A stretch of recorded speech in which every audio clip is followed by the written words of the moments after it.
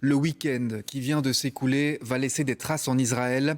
Tout a commencé vendredi par une fusillade. Un Palestinien a tué 7 personnes à Jérusalem-Est. Aujourd'hui, place à la riposte des autorités israéliennes. La tension au Proche-Orient est ce soir remontée d'un cran. Julie Rance, Nathalie Massard.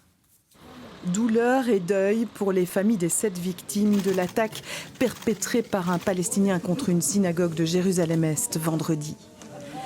Détermination et fermeté pour le Premier ministre israélien à la tête d'un nouveau gouvernement de droite radicale. Nous ne cherchons pas à provoquer une escalade, mais nous sommes préparés à toute éventualité.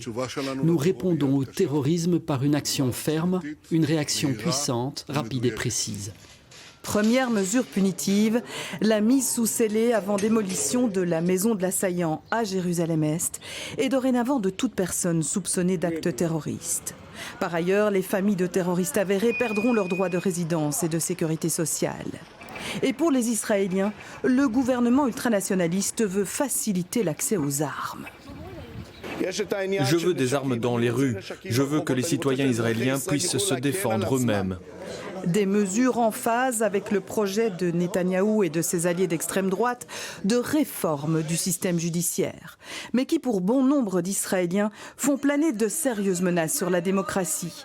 Ils l'ont fait savoir hier encore à Tel Aviv après une minute de silence en respect aux victimes des dernières attaques.